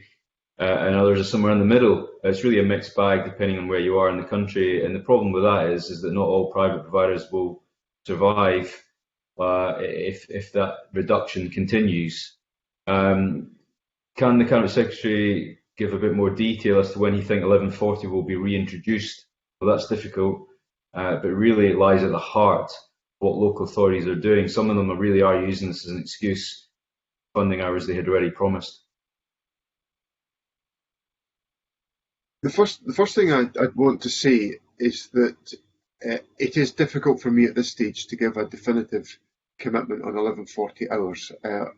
Obviously, we believed up until COVID that we were on track to deliver that in August, and the government is very disappointed that we're not in a position to be able to do that. And we want to do it as quickly as is possible. But I hope Mr. Green appreciates that we're not in a situation where we've got a particularly clear line of sight ahead of us as to how events are going to turn out. So we want to get to the introduction of 11:40 hours at the earliest possible opportunity. Now, I appreciate that we are in a varied position across the country. Some local authorities have extensively moved to 1140 hours, others are much closer to 600 hours as the predominant element of the provision that's available. So there is a mixed economy around the country. And that was a product of the phasing in of 1140 hours, and it defines the context in which we operate just now. But what I am very keen to make sure is the case is that we at no stage, as a consequence of what we're having to experience here, lose the important capacity and quality within the PVI sector. So I'm very keen to make sure that we have the best possible channel of communication with the sector. We talk to Early Years Scotland on a regular basis. Marie Todd, the Minister for Early Years and Children, is very much involved in these discussions, but I would want to signal to the sector the importance the government attaches to its work and its role, and I would be keen to make sure that if there are any issues, and indeed I would encourage Mr Green, if he has any particular scenarios or issues, to bring them to ministers, and we will do what we can to resolve these issues. We have had a very good participative discussion with local authorities around the delivery of 1140 hours, and I certainly would want to use those mechanisms in the future to try to preserve the importance of the sector for the delivery of early learning and childcare in the future. Can I just ask then, just so others can move on, just a request of two things of the government then. One is, in those conversations with the private sector, I already know some who are looking at closing down their businesses. They're already contacting us that they are desperate. Can I ask that the government does everything it can to communicate that message of what support it will give them, and be quite upfront and honest now about what support it has or doesn't have, so they can start to make those decisions now? And the second is around local authorities. Can I ask that he does a real stock check which local authorities are only delivering the bare minimum and which ones are almost double that, because that creates a huge postcode lottery for parents depending on which part of the country they are in. The government really needs to do everything it can to make sure that we get nearer to the 1140 than the 600, because people will only do the minimum if that's all that's asked of them. I think these are reasonable points, and I'll give Mr Green the assurance that through the joint delivery board that the government established with local government, that we'll explore all of these questions. Again, I reiterate my offer that if Mr Green or other members of the committee or other members of Parliament have particular scenarios about which they are concerned, please draw these to my attention and that of Marie Todd, and we will do our level best to support to resolve these issues, because I do come back to the fundamental point that we need this sector to be able to make a contribution in the future, so we cannot allow it to be jeopardised by the circumstances that we face. So I've got exactly the same interest as Mr Green in making sure that the sector is supported and sustained, and will do all that I can to try to resolve these issues. Thank you. Mr Halker-Johnson? It was actually in relation to vulnerable children, so I don't know if you want me to cover this later or have come in now. You can come in now, and I'll take it that we've moved on now to the topic of vulnerable children. People can keep their questions to that topic. Thank you. Thanks very much, convener. Yeah, I just wanted to go back, and it's in relation to vulnerable children. But can you confirm, Cabinet Secretary, that blending learning, whether or not blending learning is possible without access to online learning? Yes, it is possible. Okay, so in terms of how important it is as part of the process, because obviously myself and you and some of your colleagues, we've had discussions about the number of young people who don't have access to the technology required to do online learning. So can I ask again, I mean, obviously there's been I think a £9 million investment in 25,000 laptops. Is that going to be enough to ensure that online learning is available for all young people in Scotland that need to have it? I don't think that number of devices will fix the issue about which we're concerned. Can I give a little bit more detail? But I probably should have said more in my last answer to Mr. Halco Johnson. But I think digital learning has got a place to fulfil, but it is also possible for blended learning to be delivered without a reliance on digital technology. And there are a number of schools who, I observe a lot of activity that goes on within schools. Education Scotland advises me about a variety of other intelligence they gather. And there's plenty of schools are delivering work plans and workbooks to families where there's no digital connectivity, and they're supporting that through other means, textbooks and other materials. So it's possible. But obviously, in the interests of equity, it's important that we address this challenge. And that's where we're coming from in this respect. So now, of course, we have, as with almost everything in education, a mixed economy. We have some very extensive distribution of devices in different parts of the country, less so in others. So what the government has taken on is a commitment to work with local authorities to try to resolve that. And that's where the initiative that we've taken in a time of very congested global demand for devices, where we've managed to secure 25,000 Chromebooks in an early order, which I believe will be with us very soon. And we will work with local authorities to distribute those to young people who require that connectivity. I also add that there will be, as Mr. Halco Johnson knows, there is further funding available, and we will look to establish what more needs to be done in the light of the availability of that funding. Thank you for that, and I'm encouraged that you have confidence that the Chromebooks are on their way. Can I ask that you will be able to ensure that they are out with the pupils that require them by the time schools go back and blended learning starts? Yes. Okay, well, that's encouraging. So I'm good to get a clear answer on that. Can I? Ian Gray mentioned about the equity audit.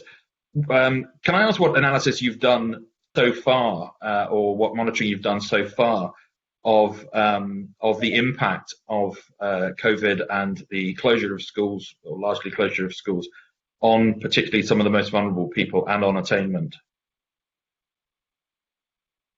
We haven't done a systematic audit of impact, but what we judge and what we accept through the work of the Education Recovery Group is that we are, and I've acknowledged this in the course of my evidence to the committee this morning, that the current model for the delivery of education is not as effective as the model that we had prior to COVID.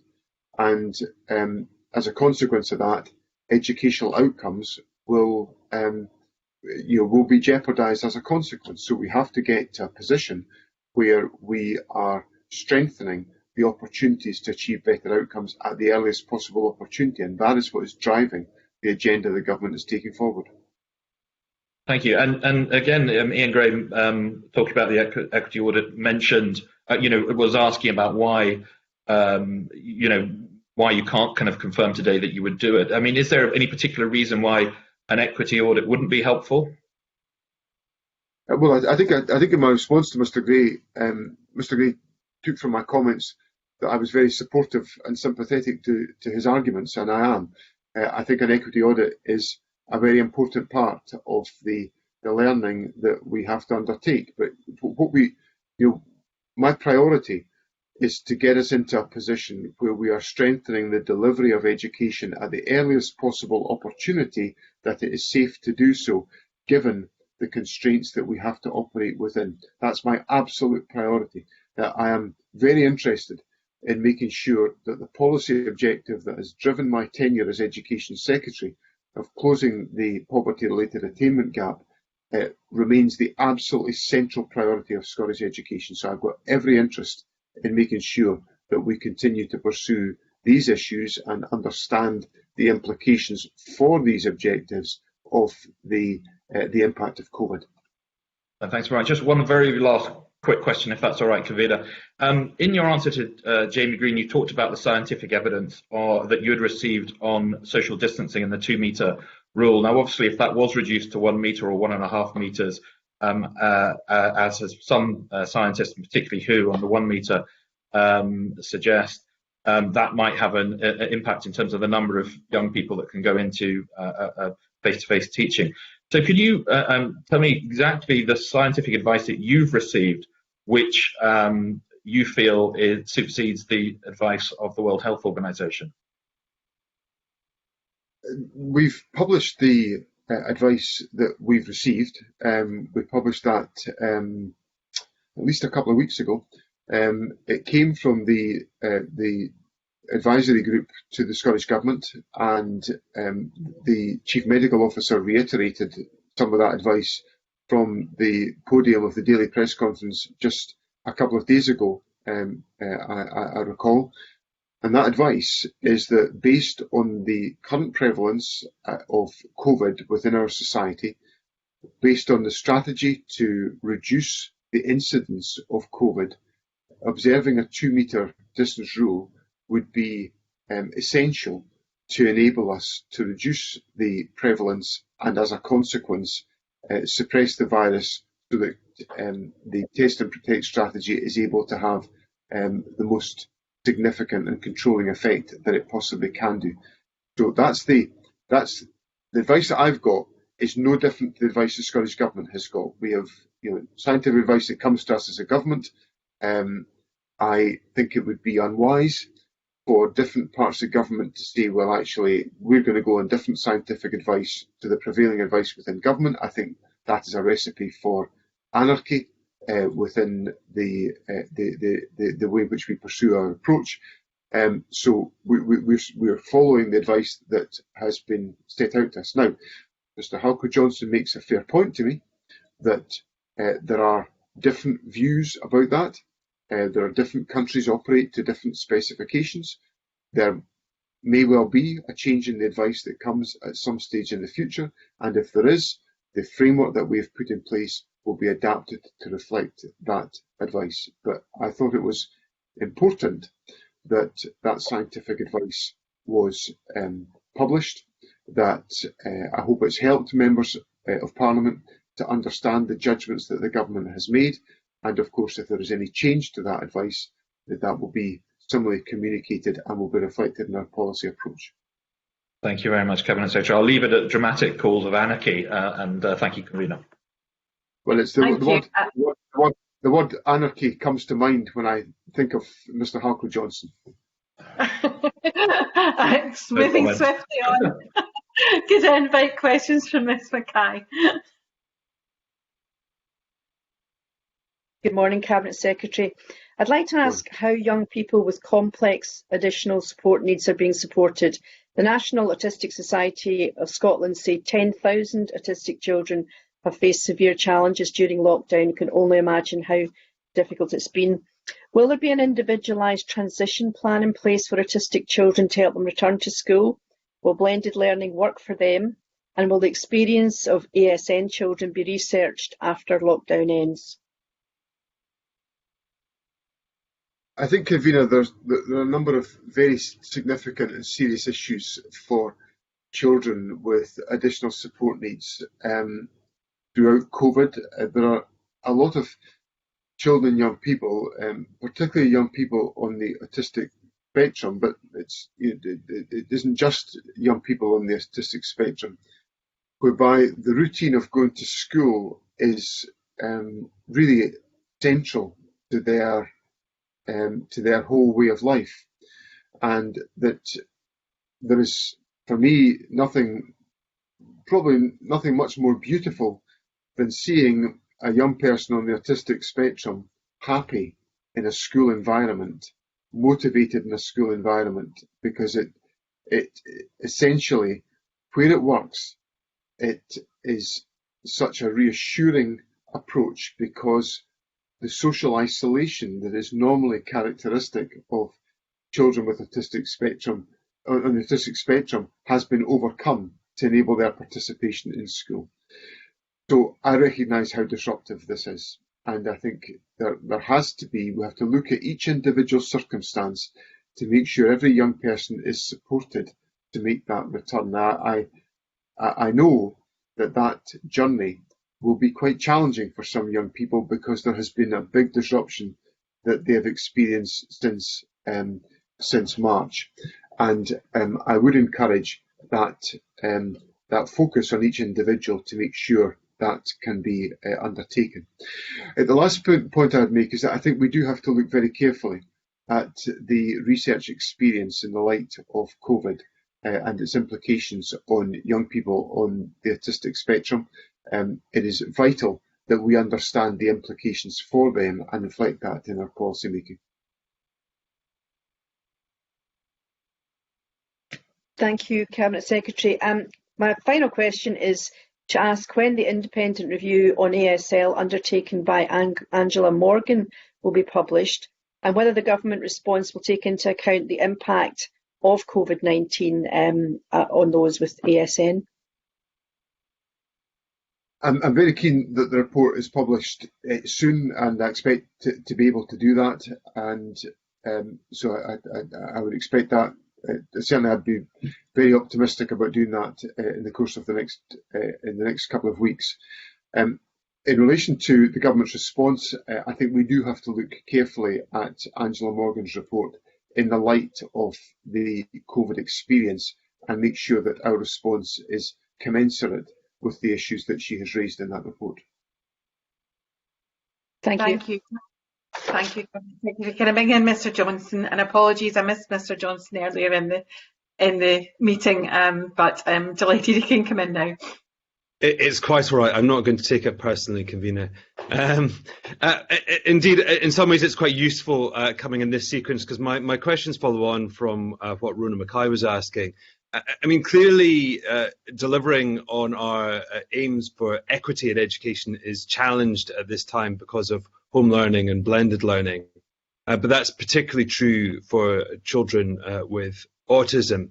You mentioned, Cabinet Secretary, that there would need to be an individualised approach. But I'm wondering if you could elaborate on what kind of input there has been in terms of the thinking and planning that's been going on within government, and to what degree autism and children with neurodevelopmental disorders have informed the thinking and planning, and indeed the materials which are being developed by Education Scotland.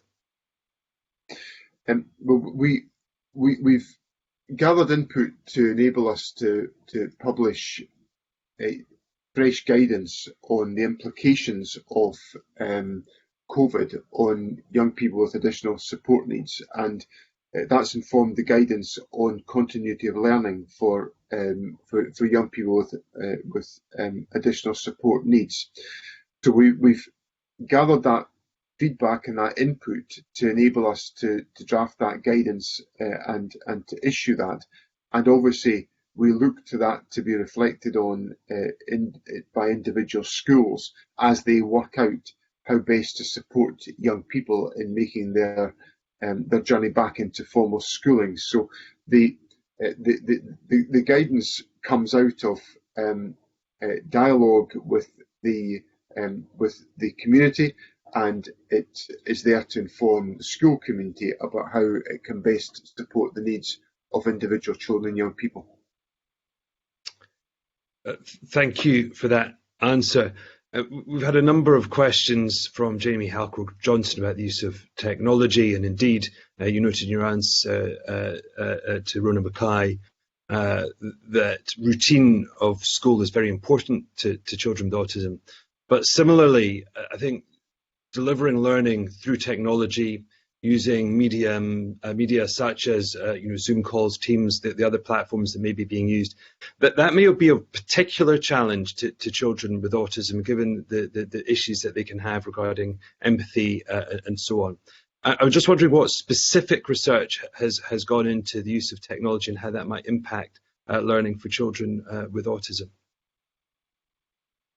I think I would have to commit to writing to Mr. Johnson about some of the detail on that question. I don't feel I can do justice to that answer to that question today in terms of the detail of my knowledge on that point.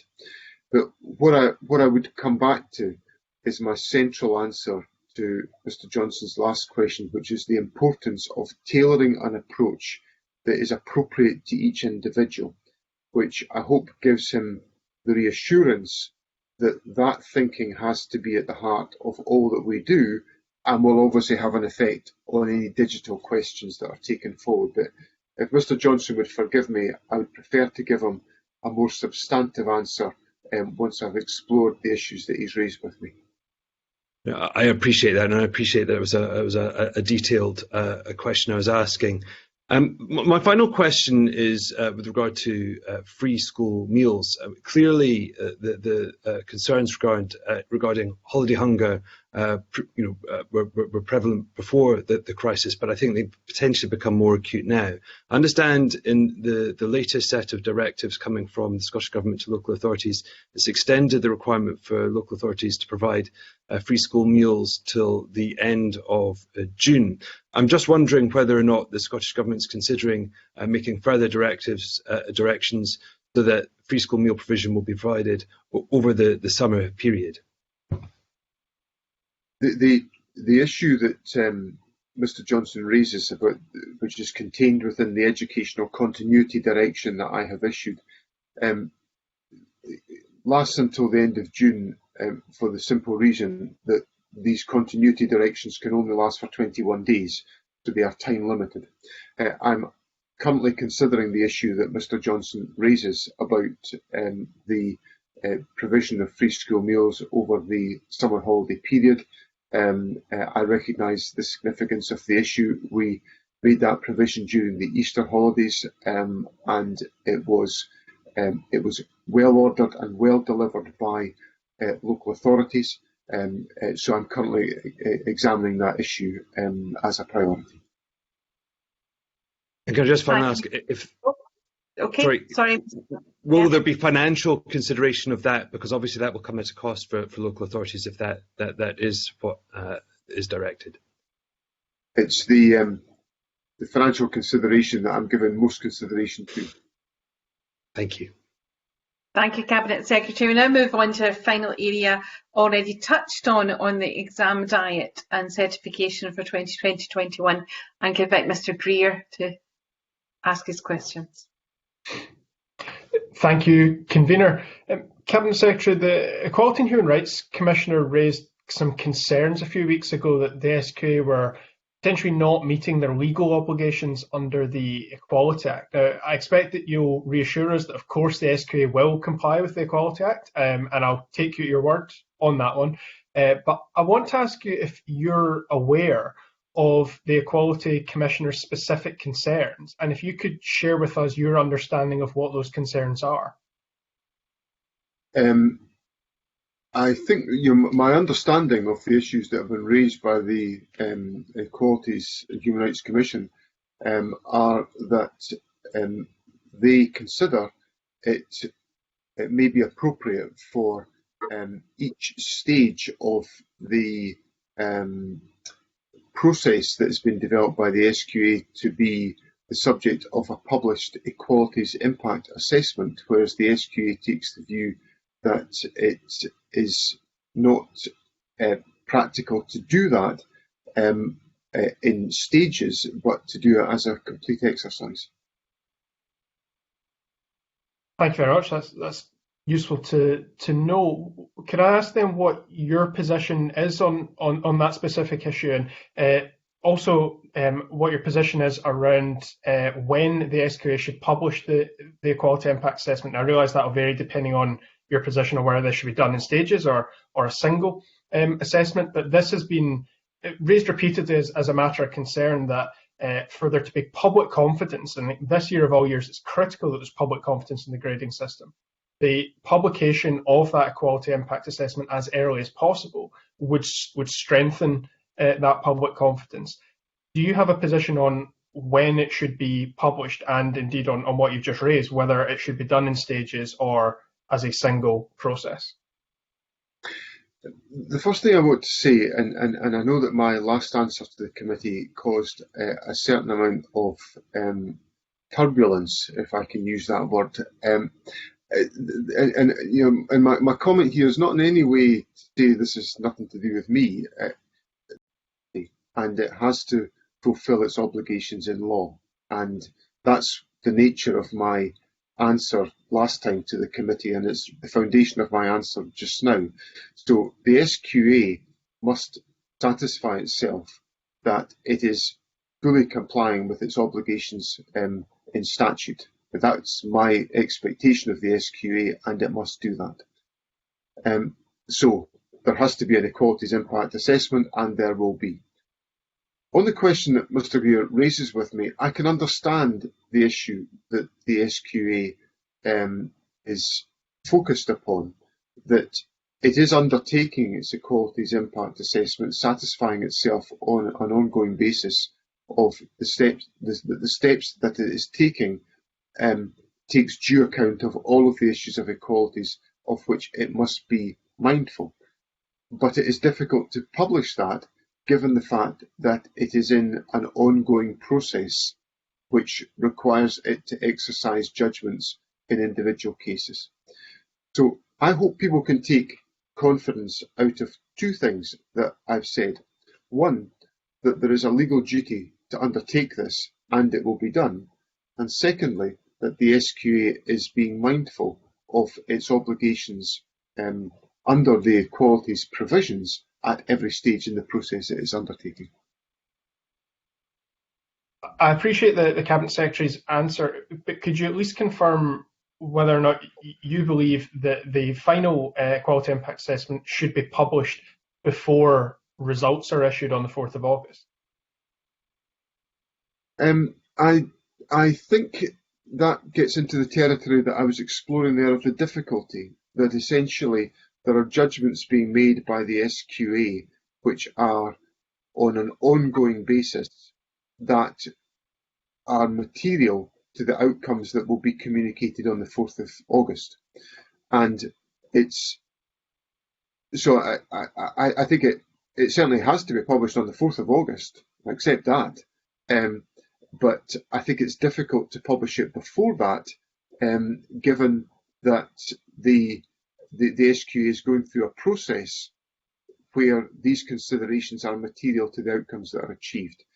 Now, that's my opinion. The SQA must decide, in terms of its observing of its statutory duties, what is the right thing to do in those circumstances. Thank you. And then continuing with the theme of when documents should be published, but moving to the model itself, the SQA's methodology for grading itself. They've previously indicated to the committee, in response to our request that they publish this model, that they were not going to publish it until results have been issued. Now, last week we took evidence from the EIS and from School Leaders Scotland, both of whom repeated comments that have been made by many others, that particularly now that teachers have submitted estimated grades, they can see no rationale for holding back publication of the model. And again, it comes back to public confidence, the confidence of young people and of teachers in this system. So could I ask for your position then on when the model, the methodology for grading itself should be published? I think before I answer that question, I'd like to be clear about what detail Mr. Greer is referring to, just so that I understand the context of the question and the timing issues that he's raising with me. Yeah, so concerns have been raised, as you'll be aware, around, for example, the system of ranking, the use of historical data, both for individual pupils and school-level data, whether, for example, the school-level data will be used to moderate individual young people's grades, or whether it will be used at school level to see if that school's estimations are broadly in line with previous years. So this is about the weighting being given to different sets of data, how that is to be used, the SQA's plans for engaging with schools and with teachers. There's not any clarity on how any of these individual points of data will be used in deciding whether or not a grade is to be altered. I'm grateful for that follow-up information. I think that material feels to me to be in the same place as the nature of the answer I gave in connection with the publication of the Equalities Impact Assessment in stages, in the sense that there is an active process underway in which the SQA is involved relating to all of the circumstances that Mr. Greer has put to me, that I think will have an effect on the outcome. And it's therefore, I think, difficult for that to be undertaken before the outcome is known, at which point there must be full transparency about how that process has been undertaken. So I think I think my answer would be the same there as the issues with which the SQA wrestles in connection with the Equalities Impact Assessment. Thank you. I've one final question if there's time, Convener, but I'm conscious that other members may wish to come in. You're fine, Ross, when you go. Thank you very much.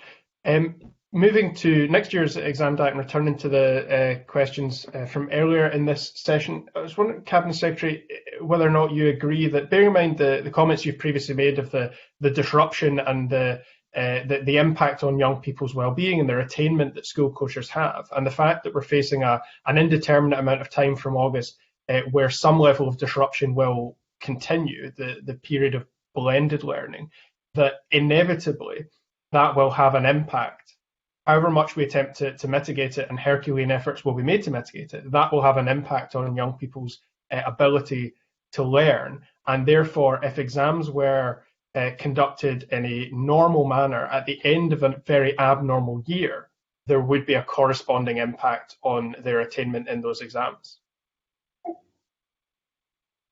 I think this is a really difficult question, and I have to say to the committee, it's one that I do agonise about, because the last thing I want is that young people are not in any way able to properly realise their potential and the benefit of the learning and the learning activity that they've undertaken.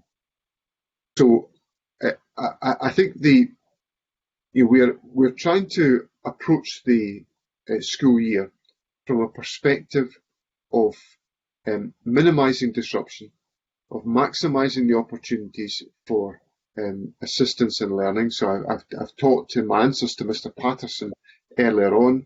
I was explaining the really innovative work that is going on to ensure that there is a strong, deep digital learning proposition available for senior phase pupils through the eSchool venture, and the work that obviously schools will undertake as well. Because I think we all accept that well, I'm not sure if we all accept, but we all recognise that the exam diet is pretty much the way in which that achievement by young people is realised and certificated on an annual basis. Now, of course, it's not the only way in which the learning of young people can be certificated and recognised on an annual basis. So, although it's been like that in Scotland, it doesn't have to be like that in Scotland. So I think so what I'd say to Mr. Greer is that we are planning on the basis of the SQA diet taking place in the spring of 2021, but I am not impervious to the issues that he raises, which I recognise are significant issues that we have to consider and judge. And I think also that the system needs to have clarity about before young people return to formal schooling in August. Thank you. Cabinet Secretary, I've been promised one final quick question from Mr. Green, if you're able to stay with us to answer that. Thank you. Mr. Green.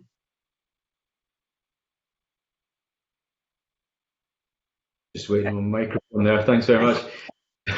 Cabinet Secretary, this is it's an interesting topic. Last week we had quite a good session with EIS on this, and they were quite adamant that rather than the SQA simply moderate grades, dump them into the system on the 4th of August, and then create a headache for teachers in a critical week when they should be preparing for schools going back. What they instead should do is actually, if they're looking at downgrading a large portion of results, go back to those schools and teachers and say, hold on, we're actually going to be revising these grades. Would you like, and deal with the problem before they issue the grades and push the problem into the appeals process, because that's simply going to overload the appeals process at a time when we should be focusing on getting people back to schools. Do you have a view on whether they should be doing that now rather than putting this problem, kicking the can down the road, as it seems?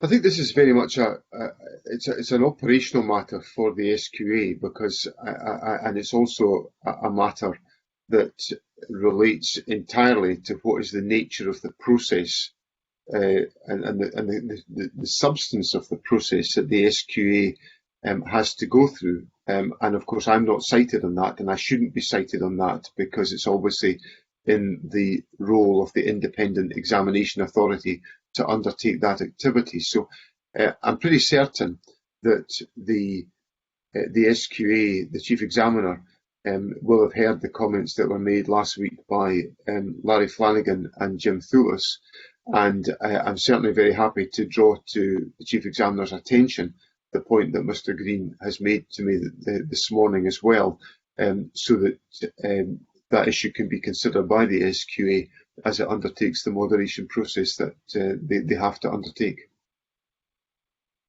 Cabinet Secretary, can I thank you very much for your attendance at committee. It's been another long session. We do appreciate your generous time you've given the committee this morning. I will now suspend for 5 minutes and move into private session on another platform with the rest of the committee. Thank you very much for your attendance today.